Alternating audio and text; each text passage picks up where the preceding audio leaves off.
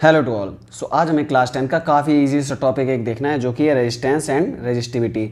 इस टॉपिक से रिलेटेड काफ़ी ज़्यादा डाउट्स रहते हैं कि रेजिस्टेंस क्या होता है, रेजिस्टिविटी क्या होता है, इन दोनों के बीच में डिफरेंस क्या रहते हैं, बाकी इनके फार्मूलाज क्या होते हैं, एंड ये रेजिस्टेंस एंड रेजिस्टिविटी किस तरीके से आपस में इंटरकनेक्टेड हैं। ये भी हमें जानना है कि रेजिस्टेंस एंड रेजिस्टिविटी किस तरीके से कनेक्टेड हैं। तो मेरे साथ वीडियो के एंड तक आप बने रहिएगा। इस टॉपिक से रिलेटेड जितने भी डाउट्स हैं आपके सारे के सारे वीडियो के एंड तक क्लियर हो जाएंगे और आपको टॉपिक भी काफ़ी अच्छे से समझ आ जाएगा। तो बिना किसी टाइम वेस्ट के डायरेक्ट वीडियो को स्टार्ट करते हैं। तो सबसे पहले हम समझ लेते हैं कि रेजिस्टेंस क्या होता है। तो इसको समझने के लिए आप इस तरीके से थिंक करिए। आपने अपने घरों सभी लोगों ने अपने घरों में वायर्स देखे होंगे, वायर्स लगे रहते हैं।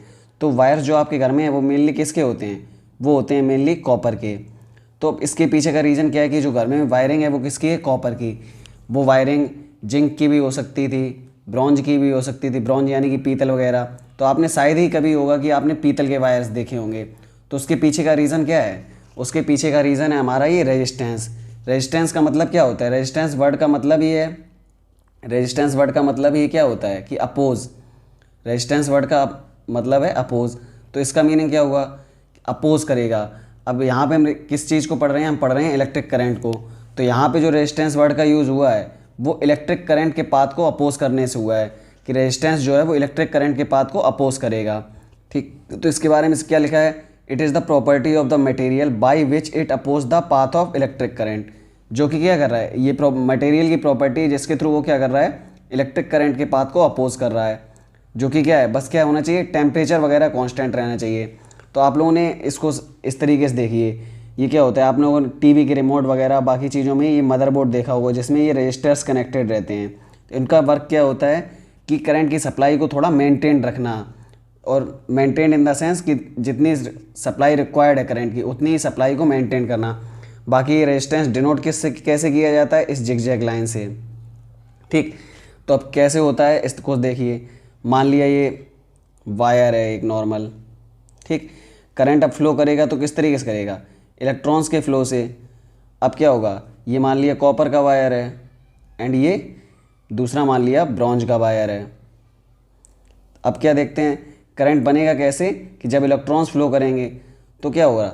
जो कॉपर का वायर है वो इलेक्ट्रॉन्स के पाथ को ईजिली फ्लो होने देता है कि इलेक्ट्रॉन्स जो हैं इसके अंदर से आसानी से फ्लो कर जाते हैं। वहीं पे जो ब्रॉन्ज है वो क्या करता है? इसके रास्ते में रुकावट डालता है, इसके पाथ को क्या करता है? अपोज करता है। तो इसके वजह से क्या होगा? कम से कम इलेक्ट्रॉन का जो फ्लो है वो क्या हो जाएगा? डाउन हो जाएगा। कम से कम इलेक्ट्रॉन फ्लो कर पाएंगे, जिसके वजह से क्या होगा? जो इलेक्ट्रिक करंट की वैल्यू है, जो इलेक्ट्रिक करंट ब्रॉन्ज के वायर से आप देखोगे वो क्या होगा? काफ़ी ज़्यादा कम होगा। जिसके वजह से हम क्या करते हैं? जनरली अब हमारे घरों में ही कॉपर वगैरह के वायर्स यूज किए जाते हैं। तो अभी तक हम रेजिस्टेंस का मतलब वगैरह तो समझ चुके हैं। रेजिस्टेंस का मतलब सिंपली क्या है? अपोज। और यहाँ पे अपोज किस सेंस में बात हो रही है कि इलेक्ट्रिक करंट को अपोज करना। किसको अपोज करेगा? इलेक्ट्रिक करंट को। तो अभी लास्ट वीडियो में हमने जब ओम्स लॉ को स्टडी किया था तो वहाँ पे हमने इसका एक फॉर्मूला वगैरह देखा जिसमें हमने क्या देखा था? V इक्वल्स टू क्या होता है?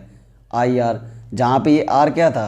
R इक्वल्स टू था रेजिस्टेंस। यहाँ पे भी उसका मतलब सेम ही है कि ये रेजिस्टेंस क्या है? अपोज करेगा किसको? पाथ ऑफ करंट को, कि करंट जो भी इससे पास आउट हो रहा है उसको क्या करेगा? अपोज करेगा।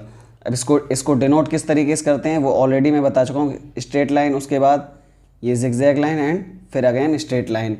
इस तरीके से हम डिनोट करते हैं रेजिस्टेंस को। तो अभी तक आप रेजिस्टेंस का मतलब समझ चुके हैं। रेजिस्टेंस का सिंपली मतलब क्या है? रेजिस्टेंस एक प्रॉपर्टी है मटेरियल की जिसके थ्रू वो क्या करता है? करंट के पाथ को अपोज करता है। और बाकी इसका फॉर्मूला वगैरह जो कि ओम्स लॉ से हमें मिला था वो क्या था? V इक्वल्स टू IR, जहाँ पे R क्या था? रेजिस्टेंस। और यहाँ से हम क्या लिख सकते हैं? R equals to V upon I भी लिख सकते हैं। ये तो हो गया रेजिस्टेंस के बारे में बेसिक। अभी क्या होता है? रेजिस्टेंस किस तरीके से चेंज होता है वो सब अभी हमें आगे जानना है। ठीक है, तो उसको भी कंटिन्यू कर लेते हैं। अभी ये क्या है? Factors on which resistance depend. किन किन फैक्टर्स पे रेजिस्टेंस डिपेंड करता है? तो सबसे पहले क्या होगा? मान लिया हम एक नॉर्मल लेते हैं छोटा वायर एंड सबसे पहली चीज़ हम किस फैक्टर को कंसीडर करते हैं? लेंथ। ये हमने ले लिया एक स्मॉल वायर। इसी की जगह पे क्या हुआ? ये हमने लिया एक लॉन्ग वायर जो कि क्या है? इससे लंबा है। अब इलेक्ट्रॉन्स किस तरीके से करंट किस तरीके से बनता है? जब इलेक्ट्रॉन्स फ्लो करते हैं तो इलेक्ट्रॉन्स को क्या होगा?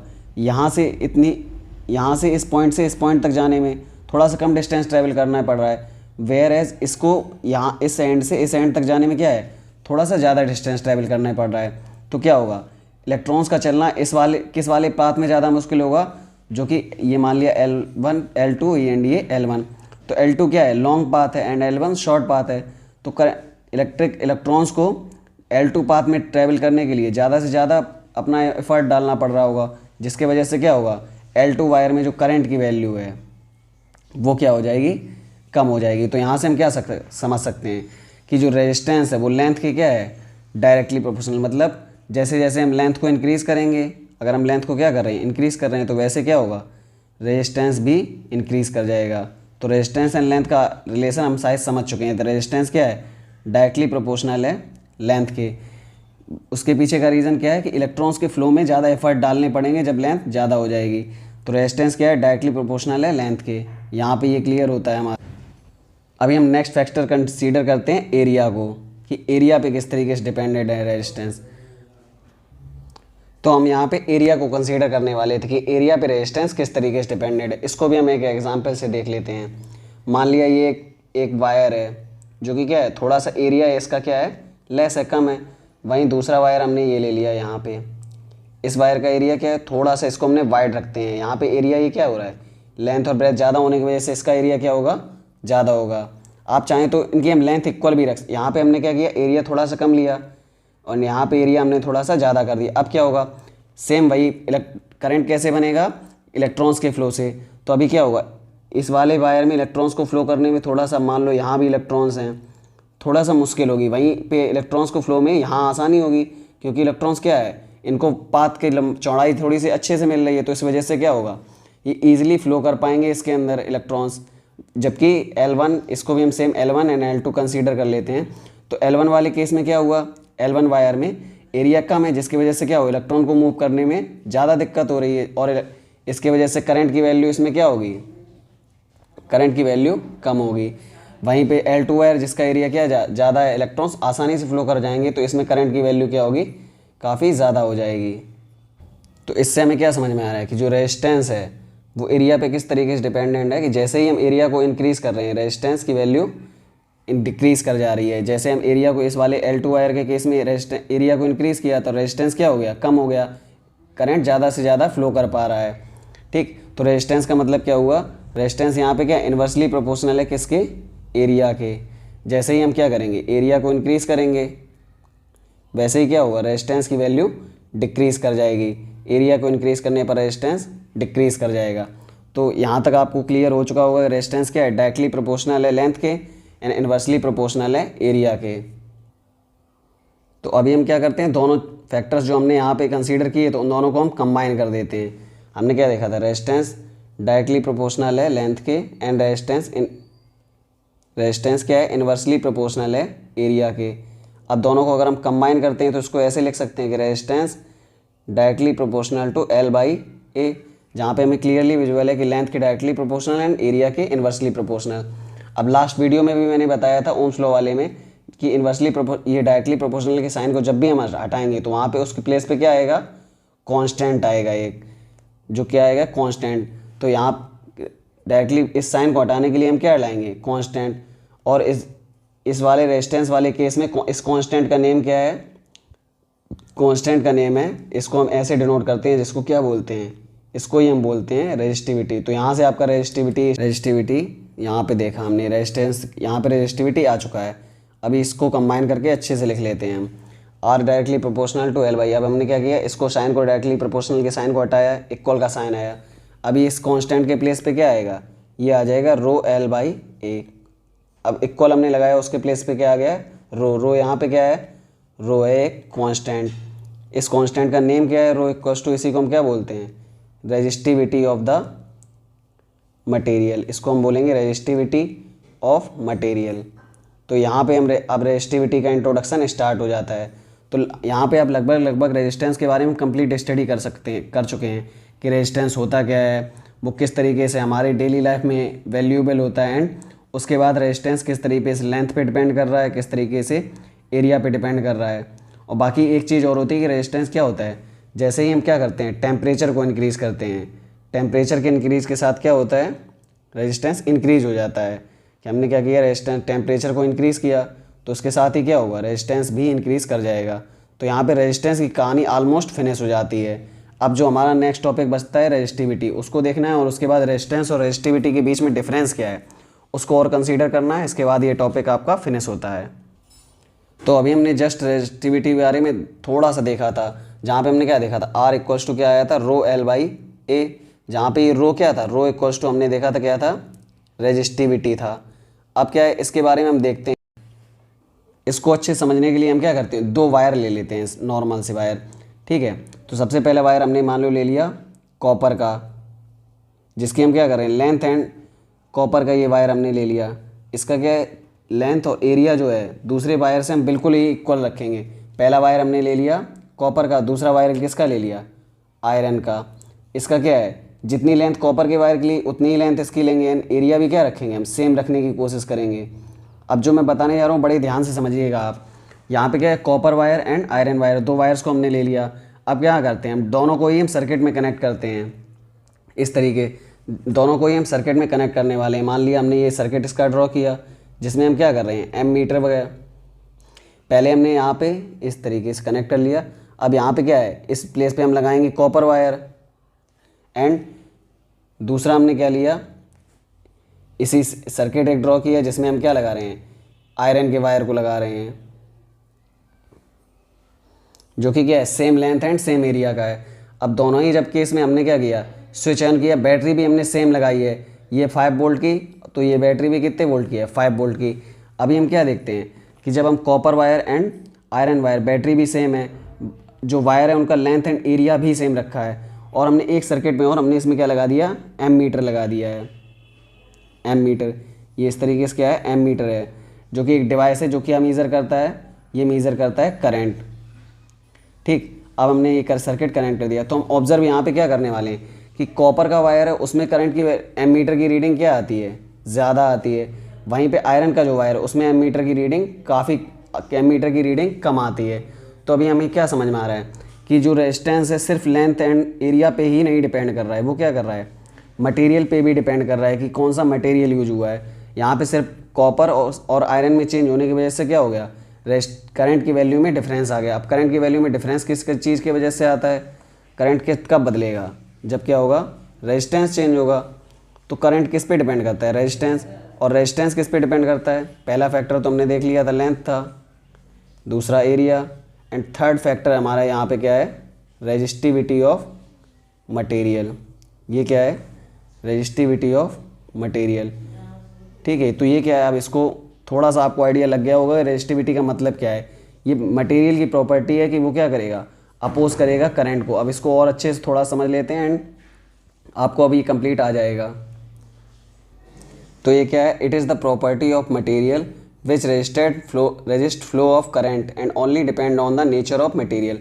ये किस पे डिपेंड कर रहा है, सिर्फ और सिर्फ नेचर पे डिपेंड कर रहा है, ना तो ये लेंथ पे डिपेंडेबल है एंड ना ही एरिया पे डिपेंडेबल है। वहाँ पे हमने रेजिस्टेंस के केस में क्या देखा था, वो लेंथ पे भी डिपेंड कर रहा था और एरिया पे भी डिपेंड कर रहा था। और यहाँ पे रेजिस्टिविटी क्या है, ना तो लेंथ पे डिपेंड है ना ही एरिया पे, और ये भी क्या है, मटेरियल की प्रॉपर्टी है जो कि only depend of nature of material. इसकी वैल्यूज़ भी नोन होती हैं, जैसे रेजिस्टिविटी ऑफ मटेरियल इतनी है, तो जिसकी रेजिस्टिविटी की वैल्यू क्या होगी, जहाँ पे रेजिस्टिविटी की वैल्यू ज़्यादा, आपके एनसीईआरटी टेक्स्ट बुक में इसका टेबल भी दिया जा रखा है। जिस मटेरियल की रेजिस्टिविटी की वैल्यू ज़्यादा है उसमें क्या होगा, रेजिस्टेंस की वैल्यू भी ज़्यादा होगी। तो क्या है, ये रेजिस्टिविटी क्या है, रेजिस्टेंस का ड्राइविंग फैक्टर है कि रेजिस्टेंस किस तरीके से इंक्रीज या डिक्रीज करेगा, वो किस पे डिपेंड करेगा, उसका एक फैक्टर क्या है, रेजिस्टिविटी भी होता है, ठीक है। तो जिसकी रेजिस्टिविटी की वैल्यू ज़्यादा उसका रेजिस्टेंस भी ज़्यादा। यहाँ पे रेजिस्टिविटी और लगभग फिनिश हो जाता है। रेजिस्टिविटी का सिंपली मतलब क्या है कि ये एक तरीके से ऐसी प्रॉपर्टी है मटेरियल की जो ओनली ऑन किस पे डिपेंड कर रही है, मटेरियल पे, ना ही उसको लेंथ से मतलब है, ना ही उसको एरिया से मतलब है। आप कुछ भी चेंज कर लीजिए, कोई फ़र्क नहीं पड़ने वाला है। ये सिर्फ डिपेंड कर रही है एरिया पे, जिसकी वजह से क्या होता है, करंट का फ्लो कम या ज़्यादा हो जाता है। तो ये क्या है, रेजिस्टेंस का ड्राइविंग फैक्टर है कि रेजिस्टेंस कब बढ़ेगा कब घटेगा, ये डिसाइड करने में हेल्प करता है रेजिस्टिविटी। अब थोड़ा सा हमारा लास्ट टॉपिक एक और बच जाता है कि रेजिस्टिविटी एंड रेजिस्टेंस में डिफरेंस क्या है। आपको ये लगभग अभी तक सेम ही लग रहे होंगे कि ये बराबर एक ही जैसा तो है, दोनों ही अपोज कर रहे हैं, ठीक है। तो मेनली क्या है, रेजिस्टिविटी में क्या है, रेजिस्टेंस को डिफाइन करने वाला फैक्टर है रेजिस्टिविटी।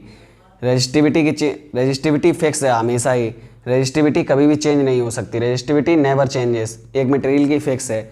वहीं पे क्या है, रेजिस्टेंस की वैल्यू क्या है, चेंज हो सकती है, लेंथ भी बदल दिया, एरिया बदल दिया तब चेंज हो गया, या किसी मटेरियल की रेजिस्टिविटी ज़्यादा है तब भी ज़्यादा होगी। तो रेजिस्टिविटी तो नेवर चेंजेस, ये क्या है, आवर ऑलवेज फिक्स है। वहीं पे रेजिस्टेंस चेंज किया जा सकता है, ये इसके बीच का मेन बेसिक डिफरेंस है। तो अभी हम आगे क्या करते हैं, आगे इस टॉपिक का जो फाइनल पार्ट है रेजिस्टिविटी और रेजिस्टेंस में डिफरेंस, उसको और देख लेते हैं एंड फिनिश करते हैं इसे। ठीक, तो देखना अभी हमें क्या देखना है, difference between resistance and resistivity. तो इसको भी देख कंप्लीट कर ही लेते हैं। तो हमने क्या देखा, रेजिस्टेंस एंड रेजिस्टिविटी दोनों ही का वर्क क्या है कि अपोज करने वाले हैं किसको, करंट को। अब रेजिस्टेंस क्या इस पे डिपेंड करता है, लेंथ पे डिपेंड करता है, एरिया पे भी डिपेंड करता है और नेचर ऑफ मटेरियल पे भी डिपेंड करता है। वहीं पे रेजिस्टिविटी क्या है, सिर्फ और सिर्फ किस पे डिपेंड कर रही है, नेचर ऑफ मटेरियल पे। और एक दूसरा फैक्टर है जिस पे रेजिस्टिविटी डिपेंड है, किस पे, टेम्परेचर पे। जैसे ही हम टेम्परेचर को इंक्रीज करेंगे रेजिस्टिविटी की वैल्यू भी इंक्रीज हो जाएगी, टेम्परेचर के इंक्रीज से रेजिस्टिविटी की वैल्यू भी इंक्रीज हो जाएगी। रेजिस्टिविटी सिर्फ इन दो फैक्टर्स पे डिपेंड करती है। वहीं पे क्या है, रेजिस्टेंस की वैल्यू क्या है, नॉट फिक्स्ड है, कभी रेजिस्टेंस की वैल्यू क्या है, फिक्स नहीं है। वहीं रेजिस्टिविटी की वैल्यू क्या है, फिक्स्ड है, किसी एक particular, fixed for a particular material. कोई आपने एक मटेरियल लिया है, उसके लिए क्या है, रेजिस्टिविटी की वैल्यू फिक्स्ड है। आयरन है तो उसकी रेजिस्टिविटी की वैल्यू क्या होगी, फिक्स होगी, कभी भी चेंज नहीं हो सकती, आप कुछ भी कर लें। ठीक, तो यही मेन डिफरेंस है रेजिस्टेंस और रेजिस्टिविटी में। अभी इसका फॉर्मूला क्या है, रेजिस्टेंस क्या क्या होता है, R equals to V upon I, and दूसरा रेजिस्टिविटी का क्या है, rho equals to A R A upon L. यहाँ पे क्या होगा जब, और दूसरा कंसीडर हम क्या कर रहे हैं कि रेजिस्टेंस और रेजिस्टिविटी कब इक्वल हो सकते हैं, ये इक्वल तभी हो सकते हैं जब लेंथ क्या हो 1 मीटर और एरिया क्या हो 1 मीटर स्क्वायर हो। तो उस केस में क्या होगा, रेजिस्टेंस और रेजिस्टिविटी क्या होंगे, आपस में इक्वल हो जाएंगे। तो यहाँ पे हमारा ऑलमोस्ट टॉपिक ये फिनिश हो जाता है रेजिस्टेंस एंड रेजिस्टिविटी से रिलेटेड। तो अगर अभी भी आपका डाउट रहता है रेजिस्टेंस एंड रेजिस्टिविटी से रिलेटेड, तो आप ऐसे समझ सकते हैं कि रेजिस्टिविटी क्या होगी, कभी भी चेंज नहीं होने वाली है, ये नेवर चेंज है। रेजिस्टिविटी क्या, सॉरी रेजिस्टेंस क्या होगा, चेंज हो सकता है, वहीं पे रेजिस्टिविटी क्या होगी, कभी भी चेंज नहीं होगी, ये हमेशा के लिए फिक्स है। रेजिस्टेंस क्या है, इट चेंजेस, लेंथ चेंज होगी तो भी चेंज हो सकता है, एरिया चेंज होगा तब भी हो सकता है, रेजिस्टिविटी कभी नहीं चेंज होने वाली।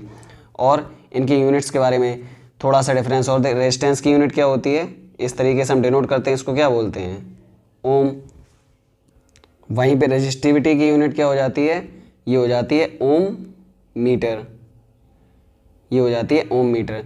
तो अब यहाँ पे आपका टॉपिक पूरा ही कंप्लीट हो जाता है। आपको इस टॉपिक से रिलेटेड अगर कोई भी डाउट रहते हैं तो आप मेरे को बता सकते हैं, अदरवाइज़ ये वीडियो यहाँ पे फिनिश होता है एंड थैंक यू।